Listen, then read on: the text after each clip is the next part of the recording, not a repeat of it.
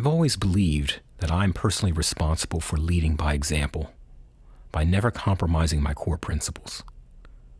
For when it's all said and done, and I'm long gone, the only things that can remain alive are my genes living inside of my children, and the lasting memories of the values by which I once lived. I felt that. More medication. You're going to be okay, Jenny. You are a fighter. This cesarean's going to be just like your last one. That boy was a big one. Wow. This one's going to be smaller, so it should go a lot easier. You ready? Here we go now. Okay, nurse, get ready.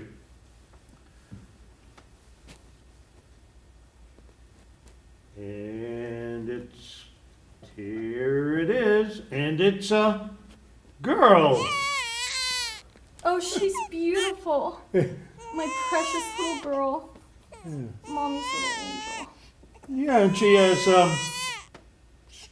strawberry blonde hair. Miss Angelo, come on over here. Be careful, the floor might be a little bit wet. She is beautiful. And red hair. You and your wife don't have red hair. Who in your family has red hair? Well, no one in my immediate family, or hers.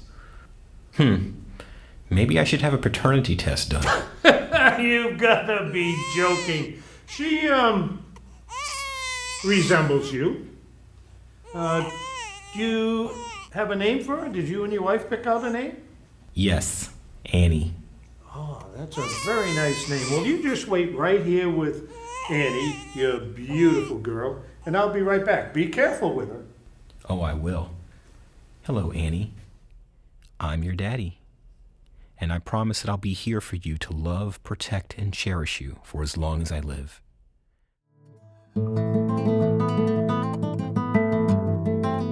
My promise would be put to the test, as caring for two small children, mounting living expenses, and Jenny's codependent relationship with her mother, who was going through a divorce, all became a constant strain on our relationship. We started seeing a marriage counselor, but it didn't work. We were growing further and further apart, and I sensed that she was being encouraged by someone elusively hiding in the shadows, whom she would go to see at night while I stayed home with our kids. She'd tell me that she was just going to hang out with her friends for a girls' night out. But she'd always get all dressed up looking sexy and not return until the early morning. Things began to take a turn for the worst. And after Jenny's mother finalized her divorce, Jenny asked me for a divorce too.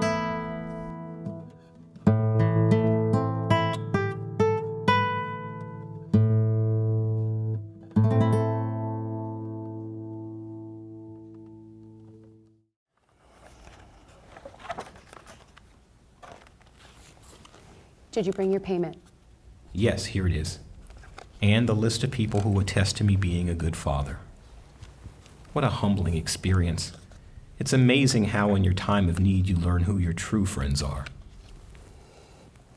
Counselor, since you represent the petitioner, would you like to start? Yes. Nicholas Angelo is a bad husband, a bad father, and is completely incapable of handling the rigors of child rearing. My client, Jenny Garza, would like full custody of the children, the house, and half of Mr. Angelo's 401k retirement fund. Don't worry, kid. Just keep your mouth shut, and I'll handle it. Mr. Angelo is a great father, and he is only asking for joint custody, half the marital assets, and for both parties to keep their individual retirement accounts. That's absurd. Under the maternal presumption, the court has recognized that mothers are better suited for child rearing. Therefore, it's in the best interest of the children. Okay, stop. I've heard enough from the attorneys. Listen, folks, what you're both asking for is not even close to each other. We're going to be here all day. If you don't reach agreement on this today, then the matter will have to be settled in court, and somebody may not be happy with the judge's final decision. Now, Mr. Angelo, what makes you think that the judge would give you joint custody of the children? Well, I'm an excellent father, and I'm perfectly capable of taking care of the kids on my own. I'm as good a parent as she is. I mean, aren't we supposed to have equal rights under the law without gender bias? You're going to have to come up with a better reason than that if you expect the judge to give you joint custody. Listen, darling, I know this is your first mediation, so let me tell you how the game is really played. Your client, she has no money, so if she doesn't settle today, we're gonna end up in court and you're not gonna get paid. I know she doesn't want to budge on 50-50 custody for him. Why? Because she wants more child support money. I understand. See, the courts, they're very influenced by certain special interest groups and incentivized by the government to rule against 50-50. So this is what I'll do. I'll convince him for 5149 visitation until the kids start school, and the calculation will be temporarily in her favor. That's perfect. Hey, I'll convince her to agree to these terms and we can all go home on time today.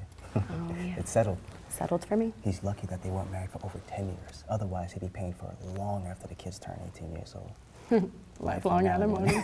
Right?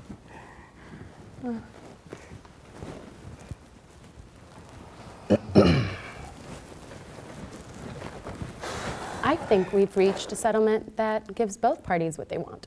It was finally over. I had gotten joint custody of the kids, but I had to pay dearly for it. 44% of my income was going to child support. Things would have been perfect, but I found out that some guy had moved into the house only 3 weeks after I had left. My former neighbors confirmed that he was living with Jenny and our kids, and that he was unemployed. So by default, my child support was supporting him too. And Jenny began to bring him with her to my home to pick up the kids, where he'd stand outside my apartment and disrespectfully taunt me in front of my children, while the attorneys fueled the fire of litigation. And that's when Jenny's legal team moved in for the kill and took me to court to attempt to get full custody of the kids. Garza versus Angelo. Mr. Angelo, you don't have an attorney? You gonna go pro se? Oh, well, you better hurry up and get in there. Mr. Angelo, I've read your former wife's motion for a divorce settlement modification. Now, I realize you're not an attorney, but what reason do you have for me to not appoint a guardian ad litem or send you both back to mediation? Your Honor, I'm a good father. My ex-wife's motion is full of unsubstantiated allegations, which I can prove are completely false. Now, last week I filed a motion for the court to consider my request to reject her motion for the appointment of a guardian ad litem, and have attached concrete evidence to substantiate my claims. Now, they told me that you would not have time on your calendar today to consider my evidence, but if I could be granted a continuance, then I could. Okay, I've heard enough. The court will assign a guardian ad litem to determine what's going on in this case. You will both be jointly responsible for funding it. This hearing is adjourned.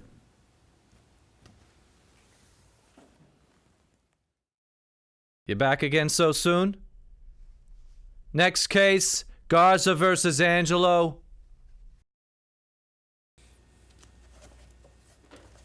Just let me handle this, Nick, and remain quiet. Why did she have to bring our kids with her to family court to use them as leverage against me? They wouldn't even look at me when I passed by them. Did you get the court records that I found on her live-in boyfriend? He's obviously financing Jenny's legal campaign, and he coerced my kids into running away from me. I never even touched them. They admitted this to the police, and it's in the police report. Yes, but that's not admissible in court. It's only considered hearsay. We need to get the guardian ad litem on our side. I'm gonna set up a lunch appointment for next week so we can settle some things. And it's gonna cost you extra, Nick. And I hope you brought your checkbook. But listen, just calm down and let me handle it. One motion at a time. Your Honor, Ms. Garza's request for the court to interview the minor children is highly irregular and based on illegitimate claims. I'll make that determination myself. Perhaps the parties would also benefit from having a parenting coordinator appointed to help them work out their family issues. This court can recommend someone who we have seen do some amazing work for other families. She's not cheap, though. Her therapy's expensive, but I think that it would be very beneficial. Yes, Your Honor, that would be a good idea. My client, however, is currently unemployed and has been diligently looking for a job for months now. He's requesting that court set a temporary reprievement on his child support until he can... I've got just one question for you, Counselor. Do the children stop eating just because your client doesn't have a job? No, Your Honor. However, he financially supports the children during his 50% timeshare, while his ex-wife has 3 income sources. I mean, my client is not a deadbeat dad. He's a dead broke dad because of all the protracted litigation. Your motion is denied. If he's unable to pay, he goes to jail. What else do you have? Your Honor, Mr. Angelo is your typical deadbeat dad who is bitter that his ex-wife has moved on with her life with another man. The children are suffering because of their joint custody visitation schedule. What else? Well, if there's nothing more, then I'd like to see the children in my chambers along with the party's attorneys present. Does she think the kids belong to her, like she conceived them by immaculate conception? Aren't you going to bring up the fact that my former associate attorney is now working for the same law firm representing my ex-wife? And filing motions on her behalf? And she's also working as a guardian ad litem, so she must know the GAL in my case and maybe has influenced him. Listen, Nick, attorneys play different roles in different cases all the time. I'm sure she's not doing anything unethical, and she's just thinking of what's best for the children. She ripped me off when she worked for me, and now she's representing my ex-wife. This has got to be a conflict of interest. If you're not going to tell the judge, then I'm going to file a complaint against her with the State Bar Association. Is everyone working in cahoots against me? It seems like everybody is working against me. Everyone. Like I'm constantly paddling against the tide, on the verge of sinking deep down into the abyss, never to resurface again, and all because I just want to fulfill my promise to my children. I don't know how much more of this shit I can take. I've been strong throughout this entire ordeal, but everyone has a breaking point. I don't want to live like this anymore.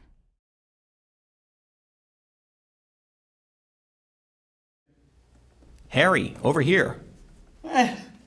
Nicholas, there you are. Hey, it's great to see you again, my friend.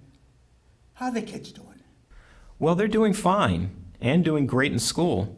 Alex is now 7, and Annie is 5, and they... Nicholas, please, sit down so we can have a conversation eye to eye. Now, I'm down here at chair level, remember? Oh, I'm sorry. Well, now I know how it feels. Sort of. You have no idea how it feels. I've been sitting in this wheelchair for 30 years. I've got hemorrhoids as big as golf balls. How are things going since the divorce? Well, after several years of defending myself, I'm now almost bankrupt. But I found a new job, and for now, I still have what's most important to me, joint custody of my kids. It's not over yet, though, and I don't know if it's ever going to be, or if I'll survive to see my kids become adults. I guess justice will never prevail. Well, it will, in the end, if you remain true to the promise that you made your children and never give up on them. Let me tell you a little story, Nicholas. When I was just a young boy, and my parents got divorced. My mother took my younger brother and myself to live in a one-bedroom shack in the countryside. She had no money, so she began to prostitute herself. Men would come to the house and they'd give me a nickel and tell me to take my younger brother to the store, get some candy. When we got back, they were gone. My father found out what she was doing, and he took us away to live with him. In time, he began to mistreat us.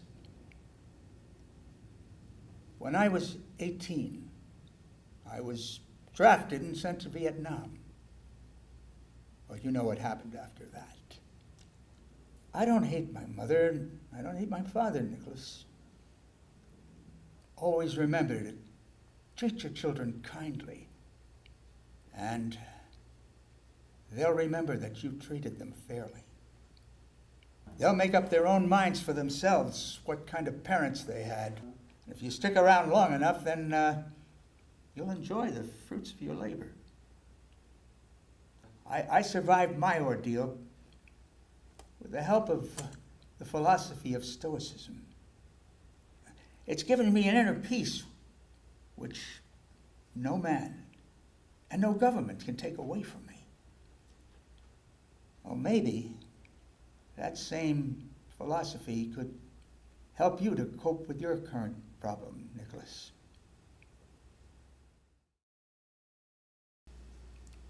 Nick, are you there? I'm here. I just received great news. I received the final guardian ad litem report, and they recommended the judge to make no changes to your child custody agreement. Also, your ex-wife's attorney, well, he actually filed a motion to be recused from representing her. Apparently, her and her live-in boyfriend had irreconcilable differences with him too. So she has a new attorney, and I've spoken to her, and we've reached a new verbal agreement with a few preconditions. She's willing to drop the case fully. So tomorrow's court date for you will be canceled. I know you've gone through this long ordeal, Nick, but it's not over yet. So we need to sign these new legal documents to make this new verbal agreement official. That's great. So it's over then. Oh, well. Sort of. If you think this is over, you are crazy. You're going to be dealing with this until your children are 18. But hey, then again, that's what I get paid for. You see, in family law, it's not about who's right or wrong. The person that's the winner is the one willing to fund the war of attrition. Nick, are you there? You're not getting angry, are you? Would it help? No, it would actually make things a lot worse, believe me. Just hang in there, bud. We're here for you, and I'll be in touch. More expensive legal bullshit motions and petitions, and with it comes more psychological sodomy. All things that are beyond my control. I can't allow this to absorb my energy and compromise my tranquility. Well, I might as well open up my mail. What's this? The paternity test results that I had taken on me and Annie. After all that I've been through, does it even matter whether I'm her biological father or not?